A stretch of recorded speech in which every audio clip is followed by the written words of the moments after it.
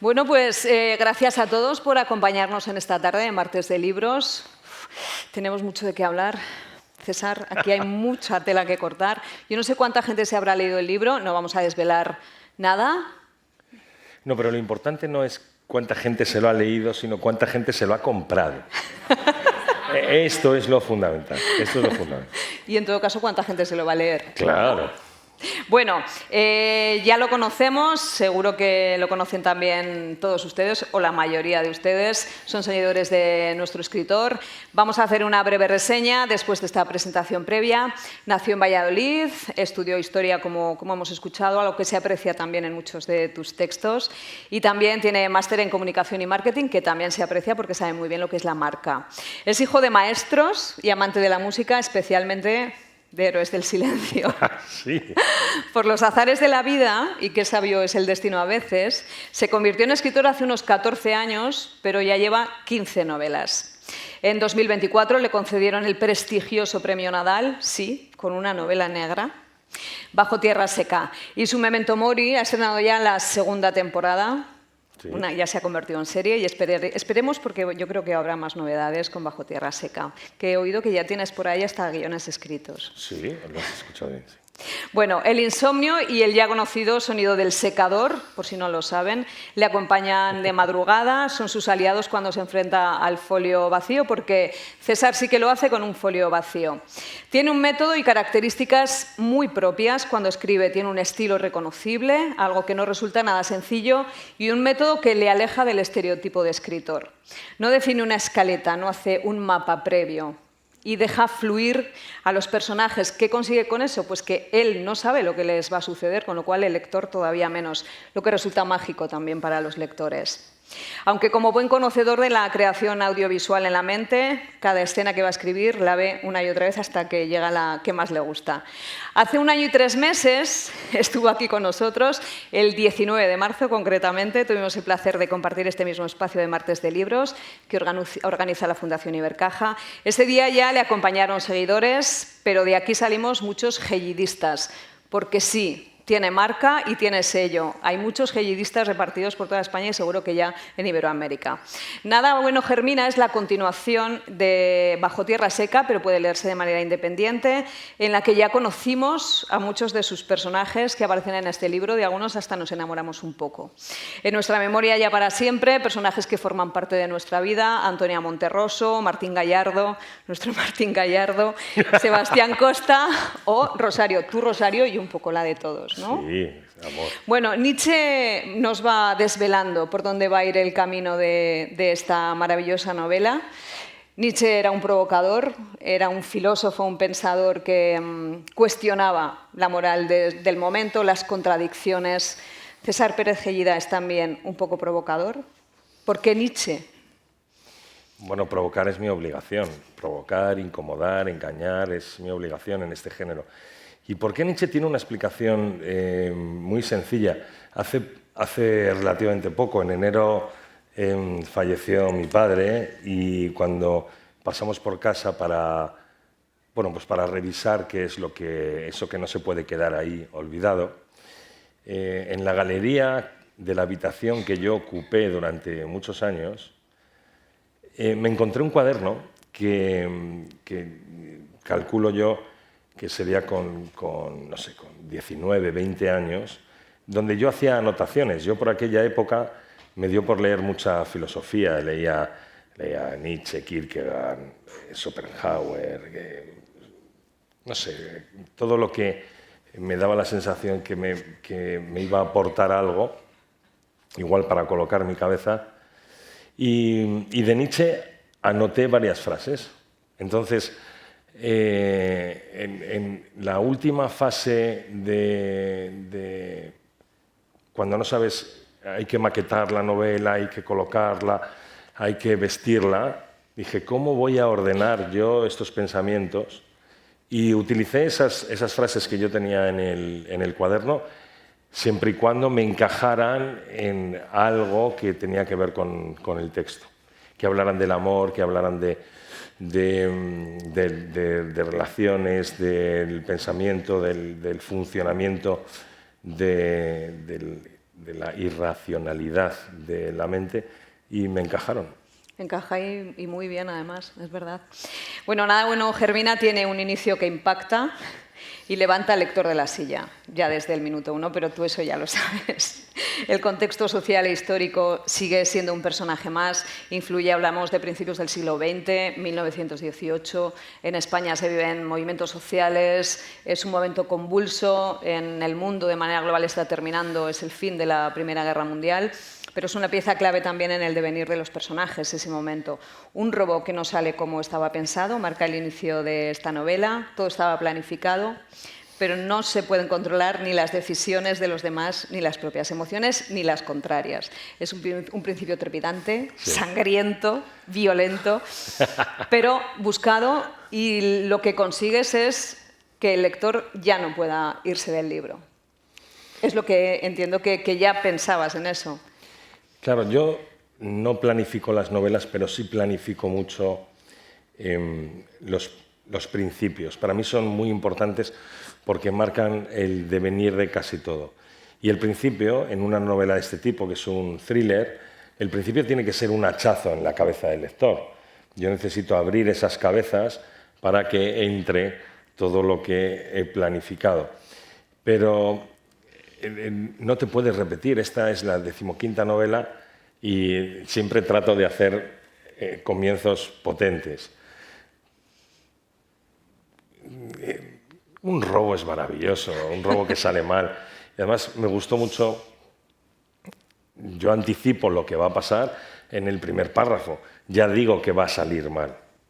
La cuestión es que el lector sabe que va a salir mal, pero no sabe las consecuencias que va a tener eso que sale mal y cómo va a suceder la acción. Entonces, para mí captar la atención es decir, va a salir mal. Pues lo hace, sí. Claro. Porque estamos deseando saber, ¿no?, lo que pasa después. En algunas entrevistas también has dicho que a los editores les cuesta mucho entender ese método de trabajo, cómo llegas a tener ese orden final, pero tienes claro que tu borrador llegará a donde tú lo quieres llevar. Pero lo torturas, tú mismo lo has dicho, torturas ese borrador una y otra vez. ¿Cuántas veces llegas a leer de tu propio libro y cambias cosas? Hasta que me confiese lo que yo quiera. Hay novelas que el primer borrador es absolutamente caótico, pero que con cambiar 2 piezas se encaja todo, y hay novelas en las que requiere mucho más trabajo, porque el problema de trabajar de escribir sin un guión, sin una estructura previa, es que yo voy secuencia a secuencia, escena a escena y sin mirar atrás. A mí no me importa lo que he escrito, me da igual la parte estilística y me da igual prácticamente todo que no sea generar trama. Pero claro, eso te lleva a pozos muy grandes. Y en esta novela, en concreto, que hay un momento determinado hacia la mitad de la novela que yo tengo la sensación de que está languideciendo, que me podría equivocar, pero las decisiones las tomo yo. Y esa sensación te obliga a tomar decisiones que igual son complicadas para el lector, porque han generado vínculos emocionales con los personajes e igual hay que cepillarse algún personaje. Igual. Pero esto no es la primera ni la segunda, ni va a ser la última vez que lo haga. Lo que pasa es que eso te complica muchísimo el resto de la trama desde ese punto hacia adelante. Y yo me encontré con este gran problema en la novela que por suerte he resuelto tan bien, pero tan bien. Sí, es cierto. Es cierto, no podemos contar mucho más de eso, pero es verdad. ¿Y cómo consigues acordarte de cada personaje? Quiero decir, sin hacerte esa estructura, tienes que tener una memoria prodigiosa. Porque yo he tenido que echar marcha atrás y recordar algunas de las cosas que venían de Bajo Tierra Seca. Al escribir, quiero decir, ¿cómo defines a cada personaje en tu cabeza? Porque es una cuestión de interpretación. Mira, yo no hago eso que en los talleres de escritura es algo absolutamente obligado, que es cuando tú haces el desarrollo de los personajes, te dicen que tienes que escribir su histórico vital, que lo tienes que tener muy presente, con las características. desde luego no solo las características físicas, sino el personaje en sí, y yo eso no lo he hecho nunca. Lo que sí hago es dejar un espacio en mi cabeza para que entre el personaje. Y ese personaje tiene que tener un alma propia, tiene que tener una voz que yo pueda escuchar. Entonces, convivo tanto tiempo con ellos, con los personajes, que no me hace falta ir a algún folio y recordar cómo era su registro. Igual se me va alguna fecha, igual no recuerdo bien qué tipo de expresiones utiliza, pero lo importante del personaje, el registro, está. Y no sé si es una cuestión de memoria, yo diría que es más una cuestión de interpretación. Pero hay mucha coherencia muy en los parecido personajes, a lo que hacen los actores y las actrices cuando tienen que interpretar determinado papel. Pero consigues esa coherencia mantenida en el tiempo. Quiero decir, los personajes no cambian. El que es de una manera tiene dobleces como las tienen los seres humanos, que esa es una de las riquezas también de tus personajes desde mi punto de vista. Claro, yo creo que todos los personajes que sean protagónicos tienen que tener un arco, porque si son planos, son predecibles y sabríamos cómo van a reaccionar cada uno de los personajes. Entonces, en este arco evolutivo del personaje, lo que tienes que medir muy bien es la coherencia del personaje. ¿Por qué toma esas decisiones? ¿Cómo entra y cómo sale en cada una de las decisiones? Los porqués y las consecuencias. Todo eso hay que medirlo muchísimo, porque si no, empiezas a crear un personaje que está más alejado de ti de lo que tiene que estar dentro de la novela. Bueno, algo que ya nos llamó la atención en Bajo Tierra Seca, vuelve desde mi manera también de verlo en Nada Bueno Germina, la personalidad de las mujeres. A mí eso me atrapa mucho, ya me pasó en el anterior y me sigue pasando, y el peso que tienen en la historia, pero también el rol que les toca vivir, porque tú explicas en muchas ocasiones cómo es ser mujer en 1918, que también es importante. Entonces, yo me pregunto cómo consigues meterte en la mente de las mujeres, porque, a ver, hemos de reconocer que somos complejas. Probablemente No. por muchas razones todas buenas, pero No. somos complejas. ¿Complejas las mujeres? No. Probablemente porque somos inteligentes. No, es verdad, las mujeres tenemos una complejidad y tenemos una doble malicia a veces. Y sobre todo cuando no te queda otra que aprender a ser mala. Es que hay veces que la vida no te da otras oportunidades que si quieres sobrevivir, como en este caso, solo puedes ser mala. Porque si eres buena, te van a machacar. Entonces, y a las mujeres tuyas les pasa. Yo recuerdo a José Luis San Pedro que describió a una mujer en La vieja sirena, que ya dije, yo era joven cuando la leí, y dije, pero ¿cómo consigues saber cómo siente una mujer? Y a ti te pasa también. Estás rodeado de mujeres, César. En realidad una solo, ¿eh? Y lo voy a decir muy alto, no sea que me genere algún problema. No, yo nunca estoy seguro de interpretar bien el papel de una mujer. A mí me cuesta mucho, por razones obvias, y sin embargo me llama mucho la atención, porque para mí supone un reto. Y en esta bilogía de Bajo Tierra Seca y Nada Bueno Germina, el punto de ignición es el personaje de Antonia Monterroso. Para mí meterme en la piel de Antonia Monterroso me supone un sobreesfuerzo y nunca estoy seguro de estar interpretando bien ese papel, porque yo estoy absolutamente convencido que el proceso cerebral de un hombre y una mujer se parecen, ya está, pero solo se parecen. Y me tengo que esforzar mucho más cada vez que tengo que interpretar una escena en la piel de Antonia o de cualquier mujer, y lo que pasa es que, como yo me pongo en duda, al final son los lectores los que hacen el veredicto. Pues empatizamos y las entendemos, a ellas también, ¿eh? Bueno, la mal llamada gripe española también está presente, está como rondando los medios que se tienen que desplegar no son los que podrían ser, la policía en los hospitales.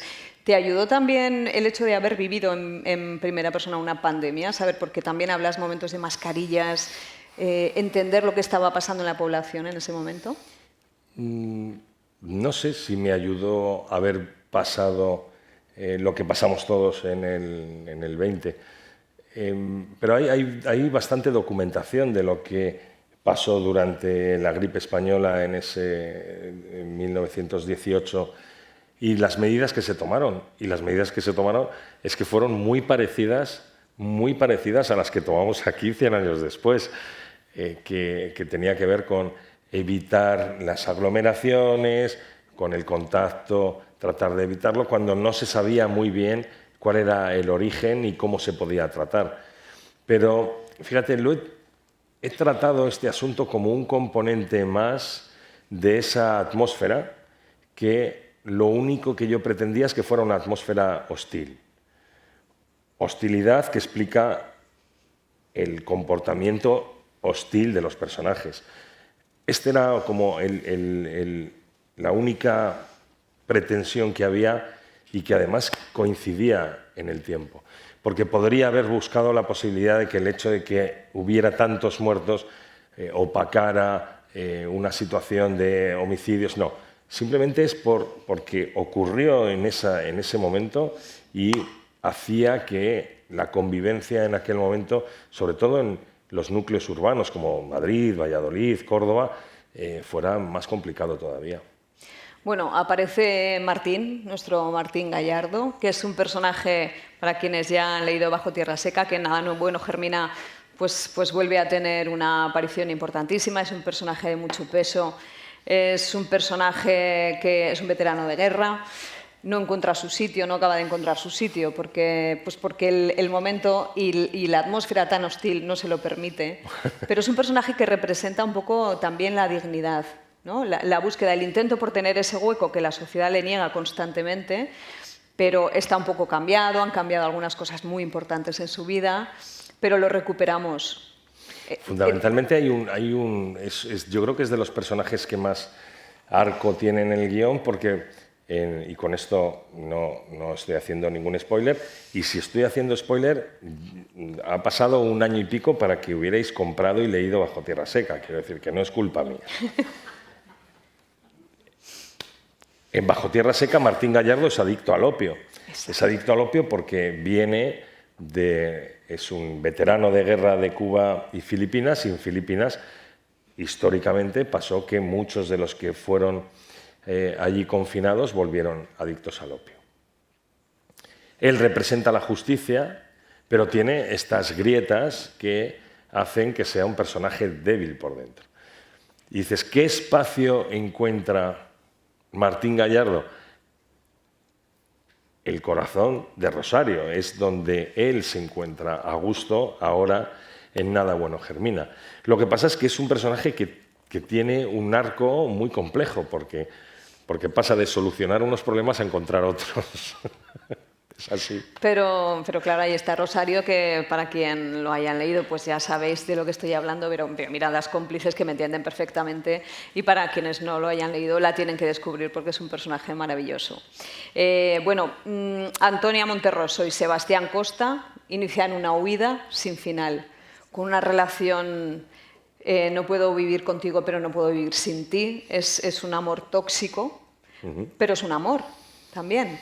Es una relación que no deja indiferente y que va caminando cada página de este libro, y nos va enseñando también muchas cosas de los propios personajes y sus aristas, sus debilidades o sus fortalezas. Sin duda. Lo que pasa es que son 2 personajes que se van sorprendiendo a sí mismos porque evolucionan de una forma muy divergente. En el caso de Antonia, que es una mujer acostumbrada a ser exitosa en la manipulación de los hombres, se encuentra con uno que, lejos de ser manipulado, encuentra en Antonia una socia en la que poder reflejarse. Tienen 2 motores emocionales totalmente diferentes, porque Antonia se mueve por la ambición, básicamente por lo material, por subir esos peldaños en ese escalafón social a través de lo económico, de lo material, de lo posesivo. Y sin embargo tenemos a Sebastián Costa, que se mueve por la lealtad, entendida como el sentimiento de camaradería que él ha mamado de su época en el ejército. Entonces, es verdad que son como esos dos imanes, los imanes que tienen polos opuestos, Totalmente. que se rechazan, pero al mismo tiempo se atraen. Y para mí es una relación bonita, porque está basado en lo pasional, está como muy cimentada en las emociones, pero yo creo que están condenados a no entenderse. Y ya lo anticipa Sebastián Costa en Bajo Tierra Seca. Él dice una frase que da sentido a estas dos novelas, que dice, bajo tierra seca nada bueno germina. Y que se repite en este libro. Correcto, pero no estamos hablando de cultivos. Estamos hablando, Sebastián Costa está hablando de lo que hay dentro de las personas. Entonces es muy difícil que si tú estás vacío, florezca algo dentro de ti. Y ya se lo está anunciando a Antonia, porque de alguna forma está viendo que sus propósitos son muy vacuos. Y sin embargo él, que es como muy cartesiano, encuentra esa dificultad. Pero es lo único que tiene importancia de esta novela, es esa relación. Es lo único que realmente tiene importancia. Todo lo demás gravita en torno a esa relación, cómo eclosiona, cómo explota, cómo... Sí, sí. Que pasan cosas. Pasan muchas cosas. Bueno, y en medio de esta huida, a mí, por ejemplo, hay momentos en los que, si me permites leer solo un pequeño párrafo, no voy a desvelar nada. Claro. Tengo los libros subrayados. Me encanta. ¿Son tuyos? Sí, claro. Claro. Bueno, dice, en medio de todo esta huida hacia adelante, sangre, disparos, cómo sale esa sangre roja, cuando la sangre sale roja, yo ya he aprendido que fatal. Fatal porque es que la arteria... Entonces, quiero decir, también aprendemos mucha anatomía. Claro, si sale con un color brillante es arterial, si sale un poco más cardinalicio es venosa. Entonces tienes minutos más, minutos. Sí, bueno, en fin. Y en medio de todo eso, 6 de junio de 1918, 9:40, amenaza lluvia. El cielo se ha acorazado con nubes de apariencia impenetrable y que en el ambiente más denso de lo normal se aprecian esos matices eléctricos que son heraldos de las tormentas. ¿Pero puede ser más bonito? ¿Escribí yo eso? No, no, hombre, por supuesto. Anda. Quiero decir que también dejas espacio a la belleza. El ambiente es hostil, el ambiente a veces pues es 1918. Las personas estaban sometidas a un momento muy, muy difícil, pero hay belleza, mucha belleza. Claro, claro, sí. Los óleos, que es un cuadro donde represente una gran batalla, lo importante no es la batalla en sí, sino lo que te transmite el cuadro en general. Y para que un cuadro te transmita tanto y te llegue y te impacte desde el punto de vista emocional, tiene que haber trazos sublimes, tiene que estar bien la composición, tiene que estar perfectamente la profundidad, todo suma. Lo que pasa es que esto es un thriller y lo importante en el thriller es que el suspense esté sostenido desde las primeras páginas hasta el final. Es un thriller histórico, tenemos que retroceder unos años en el tiempo y los lectores me tienen que acompañar en ese viaje. Pero yo no puedo hacer alarde de documentación. De verdad que yo sé un huevo de esta época de primer tercio de siglo. Pero si yo hago alarde de documentación y estoy diciendo a los lectores, fíjate la cantidad de cosas que sé de la parte social, política, económica, estoy lastrando el ritmo de la documentación y de la trama. Por lo tanto, hay que medir muy bien a través de los detalles para que ellos me acompañen en este viaje en el tiempo. Pero ese es un don de los buenos escritores, porque es verdad que es muy difícil quitarse todo ese saber y ser consciente de que el lector tiene que ser un cómplice y no un alumno en ese momento, ¿no? O los escritores que hacen frases muy cortas, y a mí me parece una odisea y me parece meritorio. Claro, hay que medir qué es lo que buscas y en medio de todo esto te puedes permitir el lujo de lanzar un párrafo de este tipo donde la atmósfera es lo fundamental, y a mí lo que me apetece es que el lector mire al cielo y se imagine ese cielo con esas nubes eléctricas que sean heraldos muy de aquí, qué bien lo... ella es el detalle, Sara es el detalle, lo mide todo. Me lo traigo todo, de hecho. ¿No os habéis fijado en una cosa? Y es que cromáticamente... Pero no lo sabíamos. ¿Qué os parece? Es ¿Cómo hemos quedado, Sara y yo? Que es que me llama esta mañana y me dice, ¿cómo vas a ir? ¿En qué gama cromática? No, ha sido casual, tanto. De verdad que ha sido casual. Pero la imagen es muy importante. Hombre, y los dos favor, pensamos mucho en eso. Y además el rojo y el negro es violencia, son muy sangre... nada bueno germina, claro que sí. Uf, Imposible es que mejor. Se me están ocurriendo títulos para las siguientes novelas. Todo al rojo, todo al negro. Voy a decirles también que el año pasado, cuando vino hace 1 año y 3 meses, yo le pregunté si iba a ver cuál era su siguiente trabajo. Él no podía, lógicamente, avanzar mucho. Pero, claro, ahora entiendo muchas cosas de las que decía entonces, con lo cual quédense con los detalles, porque seguro que él ya tiene un libro en marcha y luego lo iremos descubriendo. Bueno, más allá de la relación de Costa con Antonia y la necesidad constante, incluso de dependencia en su propia existencia de ambos, se establecen otras relaciones paralelas entre personajes que hacen empatizar aún más con el libro, con la historia, con lo que está pasando. A mí me gustan especialmente, me seducen especialmente las relaciones de Martín con Sebastián y de Antonia con Rosario. Son 2 relaciones paralelas que son muy bonitas. El desarrollo de esas relaciones a mí me encanta. Claro, porque de forma irremediable, cuando tú tienes un elenco de personajes, esta es una novela muy coral. Lo que pasa es que es una novela coral fugaz, porque muchos de los personajes que aparecen fugazmente desaparecen por circunstancias dramáticas. Pero son personajes de los cuales yo he hablado y he contado su histórico vital con el propósito de que se establezcan vínculos emocionales con el lector y que de algún modo joder al lector. Sí, porque estaba buscando otra palabra, pero no, la palabra es esta.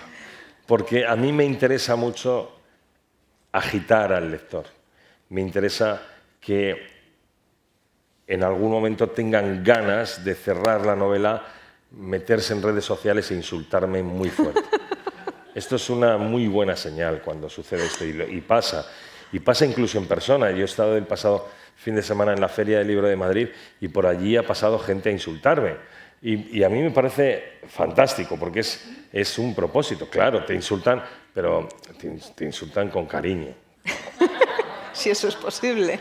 No, claro. Pero sabes que te seguirán leyendo. Yo, si fuera lector, no me insultaría a mí. Insultaría a Pérez Reverte, que sabes que no va a poder salir de la esta, pero yo salto el mostrador, te persigo. Hombre, claro. Pero es una muy buena señal, porque significa que el lector ha vivido dentro de los ojos de ese personaje esa historia y ha sucedido algo que no esperaba y le ha conmovido. Objetivo cumplido. Claro, tú ves la perspectiva de esos personajes y sabes que aquello va a terminar fatal. Pero es verdad. No, yo no lo sé de antemano, simplemente sucede. Bueno, pero yo ya al final ya digo, uy, aparece aquí este pobre... Adiós. Claro, ya es verdad. Lo que pasa es que también me parece muy, muy bonito que la mayoría de los personajes muy secundarios tienen nombre y apellidos. A mí me parece que eso es humanizar mucho a los personajes, ¿no? Yo creo, porque la mayoría de los libros pasan de largo, sí, pero aquí los conoces, sabes un poco de su momento eso es vital. Para eso mí, es muy bonito. Lo meritorio que tiene esta novela, en la que hay 44 fallecimientos. Sí, sí. Y sé que son 44 porque los he contado. Es que todos tienen nombres y apellidos. No es que de repente haya explotado una cocina de gas y hayan muerto 17 en un edificio. No, son personajes que yo te he presentado, con los que hay personajes que tienen muy poco peso de carga dramática en la novela, pero otros que tienen más. La cuestión es que cómo sabes qué es lo que va a suceder si todos y cada uno de los que aparecen están en riesgo constante. Pero incluso los personajes protagónicos, que esto es lo que a mí más me gusta que me dicen los lectores, porque los lectores no saben por dónde va a ir la cuestión, si va a volver a suceder algo que ha sucedido al principio y claro, están en tensión. Y luego qué bien se ponen los motes en este país. Que tienes algún jamonete. Es que los motes son buenísimos en este país y en Aragón especialmente los motes se ponen muy bien. Es verdad, pero aquí aparecen... Es como que entiendes muy bien cómo era ese momento. Claro, y antes era muy habitual porque no había tanta variedad de nombres. El tema de los motes tiene un sentido y es que antes había muchos Joses, había muchos Manolos, entonces para distinguir era Manolo el de no sé quién, normalmente el nombre de la madre, o Manolo el dientes, Manolo el gordo. A mí me llamarían César el calvo, que no entiendo por qué. Pero era por esto, porque igual que las mujeres, exactamente, porque había muchas Marías, muchas Teresas.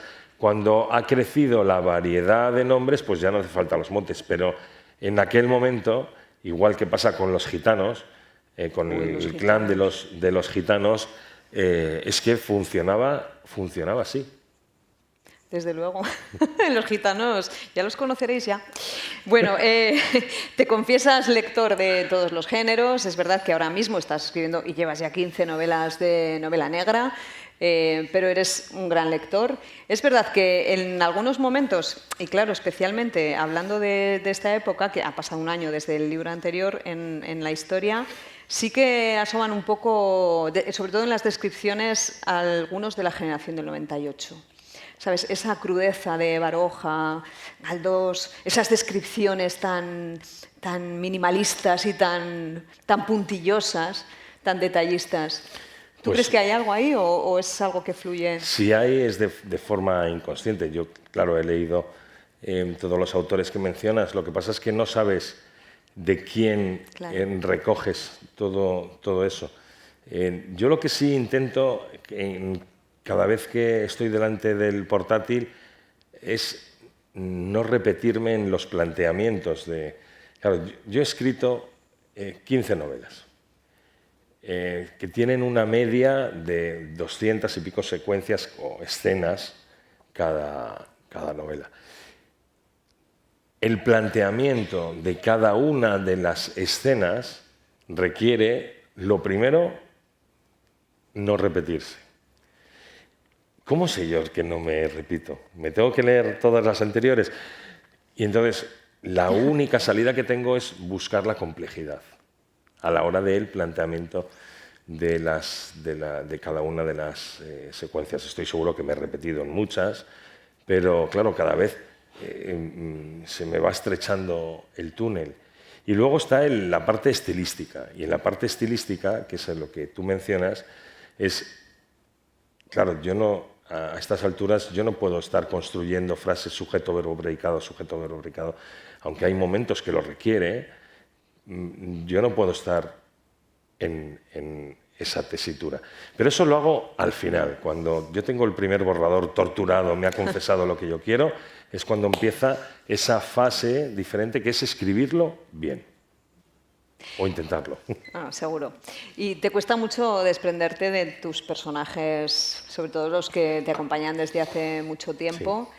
Sí. ¿Pasas un duelo? ¿Cómo preparas? Porque sé que lo preparas a conciencia, que no es pues mira, ahora mato a este, ahora... Porque es como que forman parte de tu trayectoria, ¿no?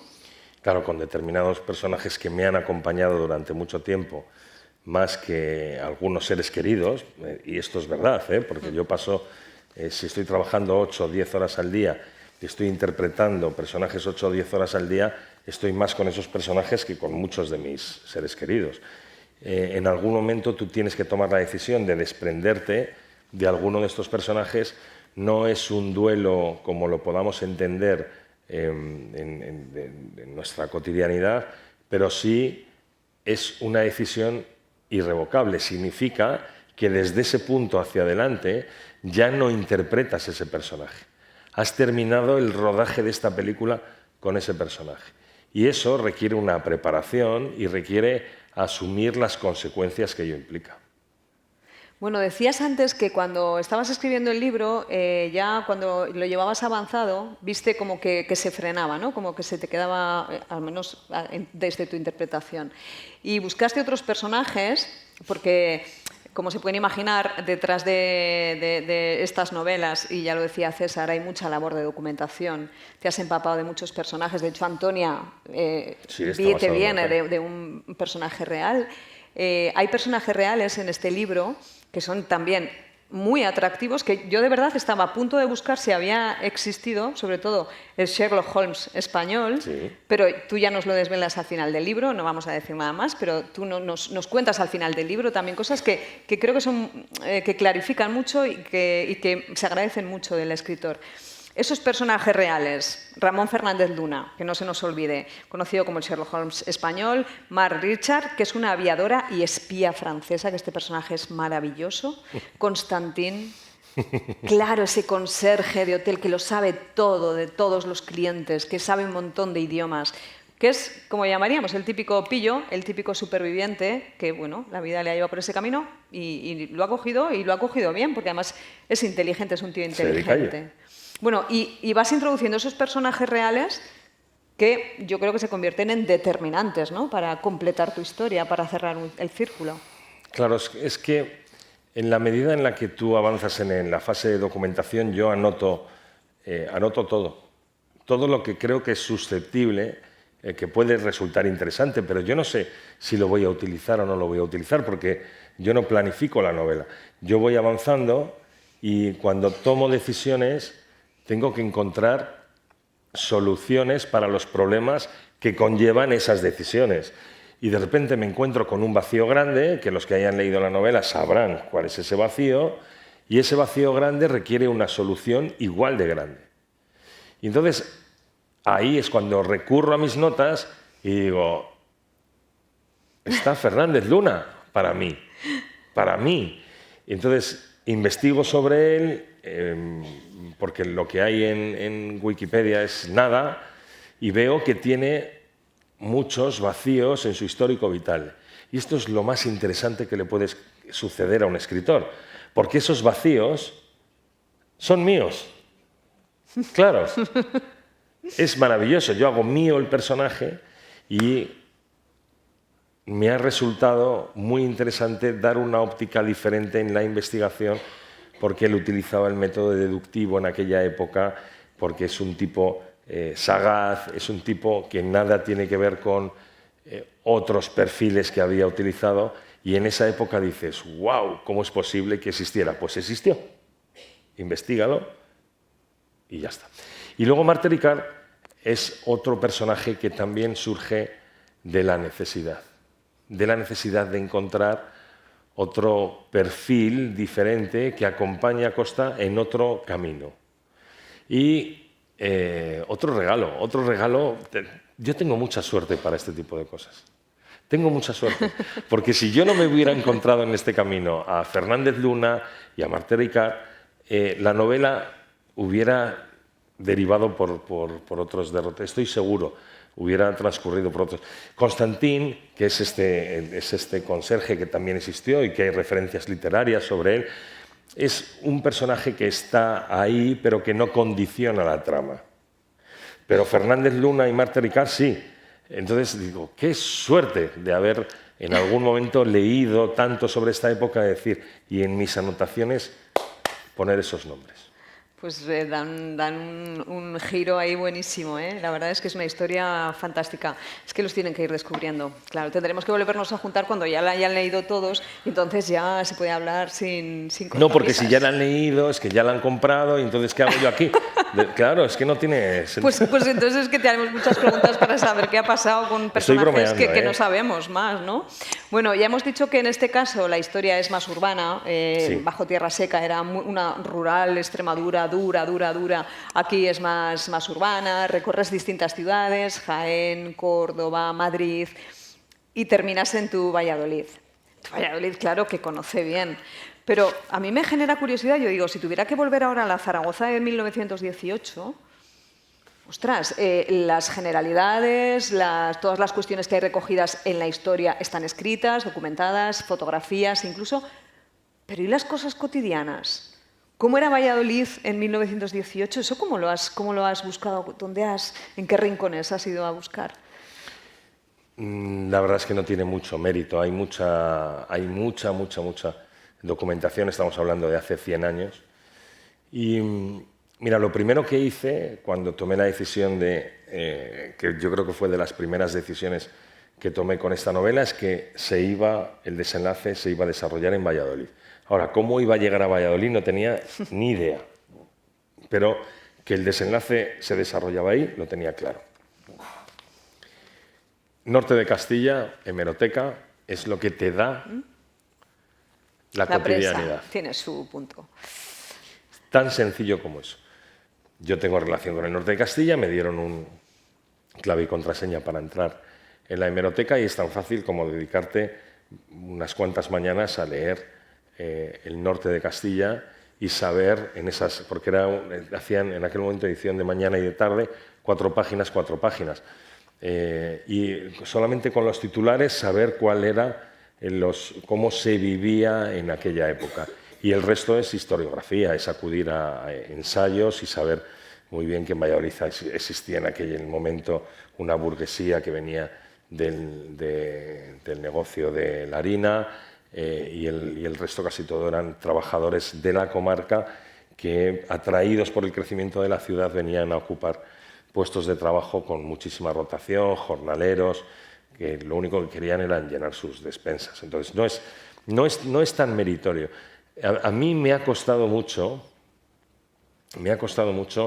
el plano urbanístico. O sea, ese Valladolid, porque claro, yo vivo además en el centro de Valladolid y tengo Valladolid, el plano de Valladolid lo tengo porque a pesar de tener 29 años, que aparento alguno más, pero he vivido 29 años en Valladolid. No se lo han creído, ¿eh? Ni con gorra aparentado menos. Qué pena. Es una ciudad que conozco muy bien. Trasladarme a esa ciudad en el plano urbanístico es como romper tu estructura mental de por dónde tienen que ir, claro, porque es que esa calle justo no estaba ahí. Había otra calle y tienes que tener ese plano para saber que la acción tiene que ir por aquí. Si quieren ir del Círculo de Recreo a Plaza Mayor, pues existía esta otra parte. Quiero decir, todo eso al final es parte de la labor que hacemos los escritores antes de ponernos ahí a porrear el teclado. Uy, está pasando el tiempo muy deprisa. Sí, algunas preguntas tendrán. Me parece, sí, pero antes de dar paso, ¿es una biología? Al menos de momento. Sí. ¿Tienes pensado dar continuidad a algunos de los personajes? Oh, eso es un sí. Escúchame, yo ya me quedo con lo que me dijo el 19 de marzo. Apúntenlo porque va a haber una de alguno de los personajes, no sabemos de cuál. ¿Sabes lo que sucede, Sara? Mira, yo cuando terminé de escribir esta novela, te diría radicalmente no. Pero resulta que en este proceso en el que he estado de promoción, he recorrido ciudades, he estado en la Feria del Libro de Madrid, donde tienes contacto intenso con los lectores, me van haciendo cambiar de opinión. Si esto sucede, que no digo que vaya a suceder, no será de forma inmediata, será más adelante. Ahora, es verdad que posibilidades hay. Hay posibilidades de seguir esta línea horizontal de acontecimientos en el punto en el que ha terminado, continuar, o hacer un spin-off, o coger uno de los personajes y hacer un monográfico, otro de los personajes, quiero decir, posibilidades hay muchas. No sé si lo voy a hacer o no. Ahora mismo estoy escribiendo otra novela que nada tiene que ver con esto y... Pero novela negra también. Bueno, en realidad es una novela erótica fantasiosa. Oh, mire. No, no es Qué verdad. bien. No os quedéis con él. No, no. Nos vemos una en Manuel en breve. No, es novela negra, por supuesto que sí. Novela negra, thriller, bueno, el mismo género. Aunque ojalá, y por lo que he visto en la Feria del Libro de Madrid, escribiera un género de este tipo. Porque vende muchísimo. La romántica y la fantasía, el género fantástico, vende muchísimo, sobre todo a un público joven. un público joven entre 15 y 25, que me parece fantástico porque son lectores en potencia para toda la vida. Entonces, lo aplaudo, pero es una a rabiar. transición, Sí. claro. Bueno, no sé si alguien de los aquí presentes tiene alguna pregunta.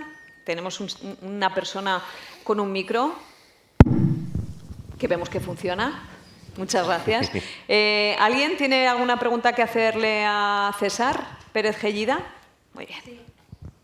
Que te ponen el micro. Sí, ya lo tenemos aquí. Muchas gracias. Estuve contigo en Valencia Negra y te dije que Me acuerdo. Me amenazaste con venir. Me amenazaste con venir. Sí. Pero aguanta. ¿Que sí qué? Que si venía a Zaragoza te traía algo. Ah, pues trae Hombre, cosas. por favor.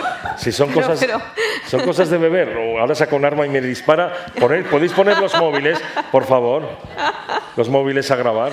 Tú Por si cuando te pones a escribir, ¿qué usas? Un secador. Pero de A una ver. marca determinada, ¿eh? ¡Yujú! Secador. ¿Pero qué es? ¿Un secador de...? Bueno, pues por favor, un aplauso. Que me trae un secador, de verdad. Es de verdad. Muchísimas gracias. Como tú eres tan original, tenía que traerte algo. ¡Ay, qué cookie! ¡Qué cookie! Te lo debía. Miren. Secador. Esto lo quemo, Es de verdad, ¿eh? lo quemo yo en 24 horas. Por eso. Se lo voy Pero a regalar vamos. a la sobrina que todavía no tengo, pero muchísimas gracias. Te lo debía. Muchas gracias. Gracias, muchas gracias. Muchas gracias. También tengo otros lectores que son psicópatas, que no regalan Por eso nada. hay que tener un poco de cuidado, ¿eh? Bueno, ¿y Muchas alguien gracias. más? ¿Alguien tiene alguna pregunta que ¿Más regalos? hacer? Venga. Claro, hay que ¿Alguien me ha traído animarse. vino? Cuando se tiene a un escritor a tiro, nunca hay que dejarlo. Nadie me ha traído vino. ¡Qué decepción! Y trenza de Tolosana. Trenza y vino la próxima vez. Bueno, buenas tardes, César. Buenas tardes. Lo primero que esto, yo me pronuncio para que aquí la amiga sea la verdad la que te desoye, ¿vale? Que me desoye. Que desoye, sí. Ah, sí. Uy, Bueno, Sube aquí. Atrévete, ¿eh? no, a preguntas, me refiero. Yo soy gelidista. Ah, bueno. perdón, por No, favor. gracias a ella, ¿eh? Ella No, ya es gellidista. No sé si lo que te voy a hacer son preguntas o son simplemente reflexiones. ¿vale? Venga. Lo primero es que yo leyendo tus libros, y llevo muchos, ¿Has leído o has comprado, has dicho? he leído y he comprado. Ah, bueno. ¿Vale? Pero el orden es al revés. Primero comprar, luego... Vale. Es Bien, comprado, bien. es comprado. Gracias. Lo primero es que yo en alguno he llegado a pensar que si me cruzaba contigo por la calle tendría miedo de que me matases. Y haces bien. Eso Haces por bien, un lado. haces bien, haces bien. Lo Depende segundo- cómo me mires, depende cómo me pilles el No sé, día. mucho miedo. Te voy a Puedes hacer- tener un problema, sí. Te voy a yo creo que ya que estamos en Zaragoza y tal, aquí hay un arma arrojadiza muy potente que se llama adoquín, que lo puedes usar en cualquiera de tus novelas. Un adoquín. El adoquín de azúcar, el de Pues, caramelo. Sí, Me- sí, me caramelo, gu- me duro, gusta. duro, Visto. duro como un... Sí, lo ladrillo. conozco. Estos que venían envueltos con la Virgen del Pilar. Venían, no vienen. Claro, Que hombre. tenía letras. Claro. Eso o sea, si yo empezara a chupar eso a los 11 años, Aún estarías. termino a los 57. Vale. Luego lo segundo. Si vas chupando todos los días, a cuestión de poquito. 1000 lametazos al día, terminas a los 57, sin lengua y sin dientes. Correcto. Lo segundo es que cuando has hecho referencia. Si conozco, perdona. No, cuando has hecho referencia a Valladolid, a las ciudades Sí. y tal, me cuesta creer. Bueno, no es que me cueste creer, es que cuando he leído libros tuyos, como por ejemplo puede ser Todo lo mejor, que te vuelves loco por todas las calles que nombras y escenarios que nombras, el ponerme en tu cabeza, me cuesta creerlo, por el ponerme en tu cabeza para poder desarrollar todo ese tipo de tramas, Sí. sin un mapa delante y sin no... Yo me he tenido que meter en Google Maps, o sea, decir, esto tiene que existir. No, pero Google Maps no te sirve No, porque- en 1889, no te Correcto, sirve correcto. para Berlín Entonces, bueno, del sí, Este. no, No, pero es fácil conseguir un mapa de Berlín 1887, 88, 89. No es tan meritorio eso. Y luego la otra referencia que te iba a hacer se me ha ido ya de la cabeza, porque estoy emocionado el poder hablar contigo, la verdad.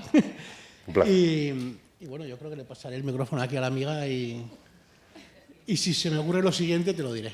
Bueno, pues muchas gracias. Muchísimas gracias por venir. Un placer. Bueno, buenas tardes, también estoy encantada.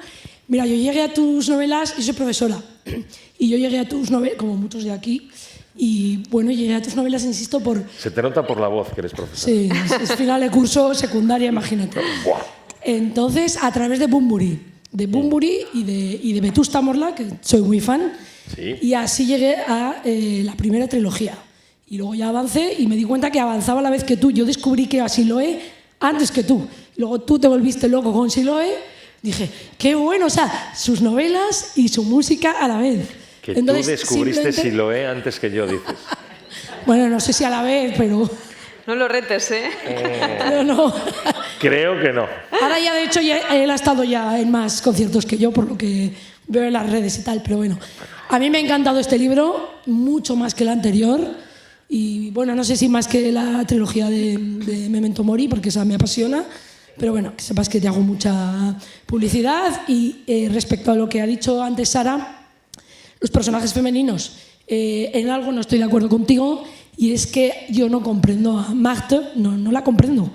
Una tía así tan, no voy a hacer spoiler, ¿vale? Pero una tía así tan potente, tan inteligente, ¿cómo, a ver cómo lo digo para no hacer spoiler, cómo reacciona a lo que siente por Sebastián Costa, que a mí me cae muy mal, lo siento. ¿Te cae mal Sebastián Costa? Sí, me cae ¿Puedes- mal porque es puedes- leal, pero a la vez... Sí, seguridad, por favor. Se lleven a la profesora, por favor, sí, a la profesora. Magde, ¿no serás de Encima, francés? No me ha traído regalos, no le cae bien Sebastián Costa. Nada, sí, se la lleven. Sí, por favor, al manicomio de donde la han traído. Ahí. Sí. Eso ya me lo oigo mucho, muy a menudo. Bueno, pues nada, Gracias. eso. Es que no la pregunta era simplemente pues lo de Marta, que ¿Sabes que me yo resulta doy- un personaje muy poderoso y no la entiendo. Es como que queda así un Yo poco creo que tiene apocada. que ser un hombre No muy importa, atractivo. ¿sabes qué? No importa que no lo entiendas. Es imposible empatizar con todos y cada uno de los personajes porque tú tienes un proceso cerebral que nada tiene que ver con el de tu compañero, amigo o que sea, ni con la persona que tienes detrás, ni con la persona que tiene delante. Si tú empatizaras con todos los personajes que salen en esta novela, tendrías un problema gigante de psiquiátrico que se llama personalidad múltiple. Entonces, tú De momento solo hiperactividad. empatizas Sí que y yo solo comento es algo que- que tus alumnos estarían muy de acuerdo conmigo, que tienes personalidad Sí, seguro. múltiple. Claro. Entonces, lo que nosotros damos por hecho es que en el elenco de los personajes no podemos asumir que todos los lectores empaticen con los personajes. Ya, pero eso es una les cosa muy caigan bien. típica que has ido logrando tú, que yo se lo comento a él siempre. Que en tus novelas empatizamos con todos los personajes, incluso con los malos, ¿no? O los que no actúan como nosotros queremos que actúen. Pero es que no, Magde, es te que este rompe, no te lo rompe. entiendo. Bueno, pues si tenía alguna duda sobre qué personaje tiene que continuar, ya me la Ya lo acabas de- tengo claro. Se resuelve. Venga, última Bueno, pregunta. Eso. Es que nos cierran Sí. la sala. Y luego es que yo tengo una cena con amigos y Claro. a eso no da. Bueno, pero ¿Nadie más quiere preguntar? están poco preguntadores, ¿eh? Magde, ¿te parece? Pero Rosario, no vamos a decir nada, pero Rosario hasta el final. Pues Rosario- tú sabes que el otro día en la Feria del Libro hubo además una mujer que me dijo que le había encantado esta biología, lo mejor que yo había escrito, era gellidista, tenía tatuaje, o sea, todo, tenía el pack completo y me dijo que no le había gustado nada el personaje de Rosario. Pues no le firmé la novela. No se la firmé. No se la firmé. No. Por favor, Rosario, es que es la empezó a mejor. decir es imposible, ¿qué tal? Digo, no me digas a mí si es imposible o no es posible. Es un personaje que ha salido de aquí que no tiene por qué caerte bien. Claro, ella era de la oscuridad total, o sea, un personaje de luz no lo podía asumir. Absolutamente. Pues no le firmé la novela. Y no le hice una polla con él de milagro. Ya está, que Perdón, me he acordado del otro que te iba a comentar. Bueno, que han venido solamente Última. dos personas que tienen... Somos aquí los amigos. Luego se les cobra un poquito más, se les cobra.